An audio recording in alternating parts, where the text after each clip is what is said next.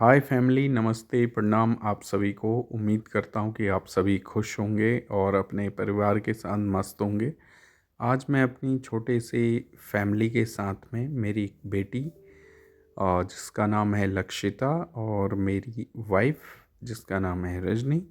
हम एक छोटी से परिवार के साथ काफ़ी दिनों से सुना था कि एयरफोर्स म्यूज़ियम पालम में स्थित है। तो आज इन सब को लेकर मैं आया हूँ पालम एयरफोर्स म्यूज़ियम में, जिसमें कि हम अभी प्रवेश करने जा रहे हैं। और यहाँ के बारे में सबसे स्पेशली चीज़ आपको बताना चाहूँगा कि रीचिंग काफ़ी इजी है। अगर आप दिल्ली में हैं तो सभी लोग इस बात से अवेयर हैं कि ये पालम एयरफोर्स के नियर में है। और मेट्रो से आपकी रीचिंग काफ़ी अच्छी है। ऑटो है, ई रिक्शा है, आपके पास अपनी पर्सनल व्हीकल है जिससे आप आसानी से यहाँ पे पहुँच सकते हैं। इसके बाद आप लोगों को टिकट काउंटर पे जाना पड़ेगा, जहाँ पे आपको इन्फॉर्मेशन इस विषय में मिल जाएगी कि आप कितने बजे से कितने बजे तक और कौन से दिन में सोमवार से रविवार के बीच में आप यहाँ पे आ सकते हैं। जिसके बाद आप पूरे परिसर में अपनी इच्छा अनुसार घूम सकते हैं।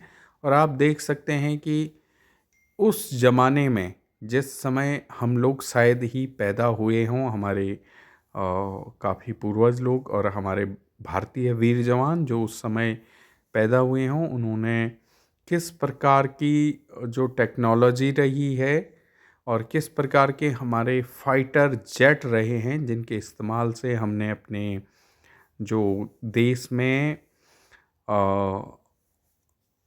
जो हमारे देश में जिन्होंने हमारे देश पे अटैक करने की सोची और उनको कंट्रोल किस प्रकार से हमारी वायुसेना ने किया, उस विमानों के विषय में आपको यहाँ पे पूरी जानकारी मिलेगी। उनका डिस्क्रिप्शन, उनकी डिटेल्स, कब वो बने और किस देश की टेक्नोलॉजी के थ्रू से लिए गए हैं, वो यहाँ पे आपको मिल जाएंगे।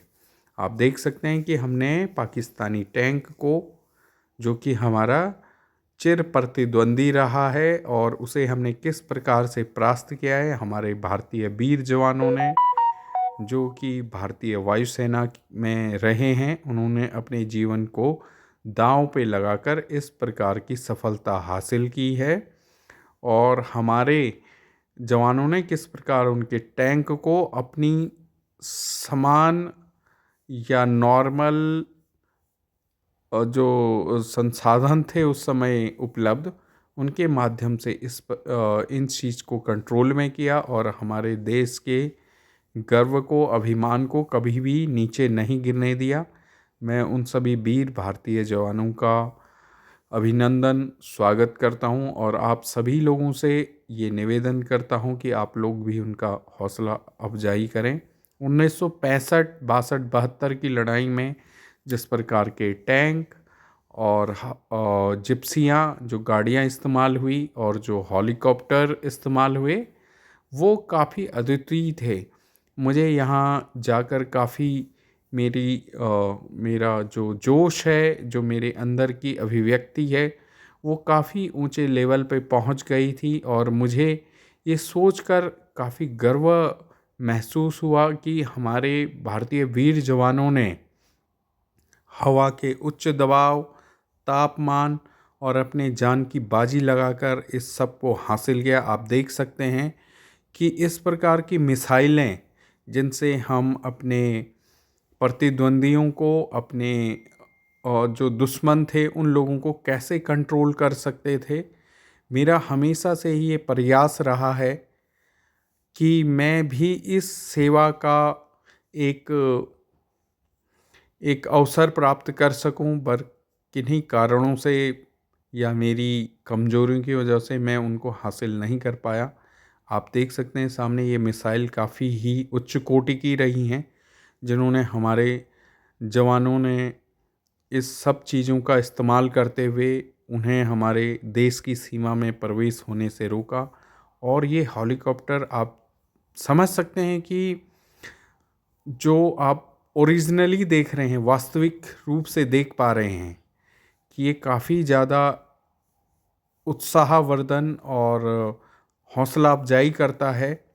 आप जब अपने सामने इसे देखेंगे तो आपके अंदर एक वीर रस पैदा होगा, जिससे आप उस स्थिति को समझ सकते हैं। और हमारे जो उस समय के लड़ाकू विमान थे, जिनकी आवाज़ों को आसमान में महसूस करते थे, सुनते थे अपने पढ़ाई के दौरान, वो सब यहाँ पे आपको लाइव या जीवंत रूप से महसूस होगा कि उनकी आवाज़ किस प्रकार से रहती होगी। मैं धन्यवाद करना चाहता हूँ हमारी भारतीय हवाई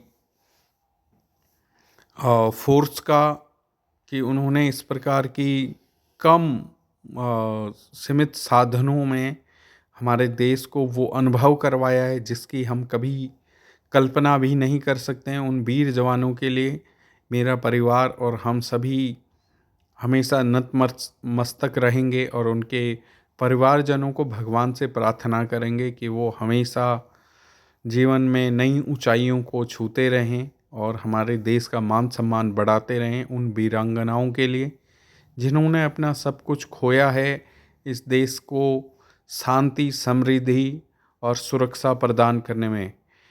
मेरी छोटी बेटी इस चीज़ को महसूस कर रही है और वो इस चीज़ को लेकर काफ़ी उत्साहित है कि उसने अपने जीवन में, अपने बचपन में इन सब चीज़ों को महसूस किया है और वो अपने परिवार के साथ इन सब चीज़ों को देख पा रही है। जो कि मेरी दरख्वास्त और निवेदन आप सब लोगों से रहेगा कि अपने बच्चों को ये सब चीज़ दिखाएं कि हमें किस प्रकार से स्वतंत्रता मिली है। हमारे वीर बहादुर जवानों ने अपने जीवन को कुर्बानी देते हुए हमारे लिए इतना सुखद अनुभव हमेशा प्रदान किया है। और उन सभी माताओं को कोटि कोटि नमन करने का हमारा हमेशा प्रयास रहता और हम करते रहते हैं, जिन्होंने अपना सब कुछ खोया है इस देश को सुरक्षित और समृद्ध बनाने में। मैं हमेशा उन लोगों के चरणों में नमन करता हूं और आप सभी लोगों से निवेदन करता हूं कि ज़रूर देखिए, अपने बच्चों को भी दिखाइए, अपने परिवारजनों को भी दिखाइए, अपने अपने जो बच्चे हैं, ताकि वो समझ सकें कि किस प्रकार की तकनीकी आप सभी लोगों ने या हमारे उस समय के जवानों ने फेस की है, उनका सामना किया है। सीमित संसाधनों के होते हुए भी इस प्रकार के हमारे देश के जो वैज्ञानिक रहे हैं या हमारे देश के जो DRDO अनुसंधान विभाग रहा है, उसने किस प्रकार से इन सभी को प्रेरित किया है और उन सभी के अंदर जोश भरा है। और आगे का हाल हमारी श्रीमती जी आपको सुनाएंगी।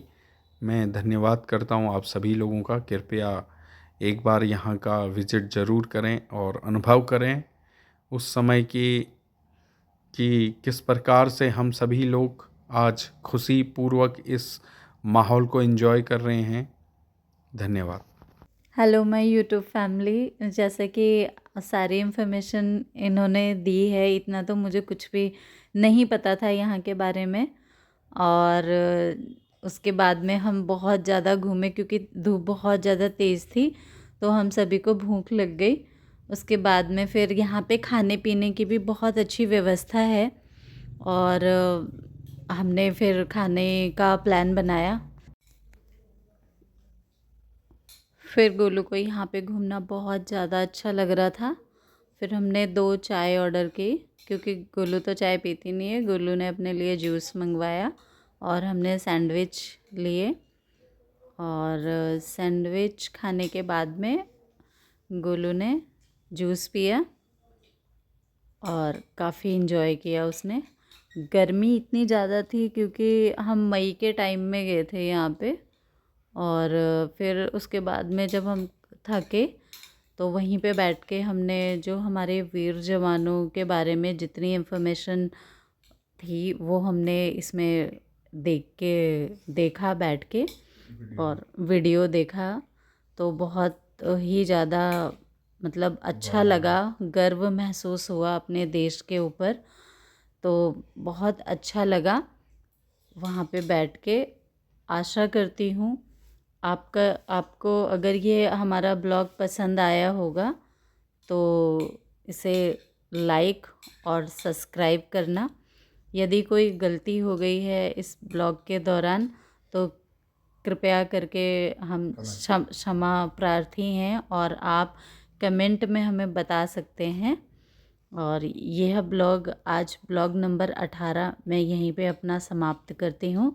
धन्यवाद माय यूट्यूब फैमिली मेरा यह ब्लॉग देखने के लिए।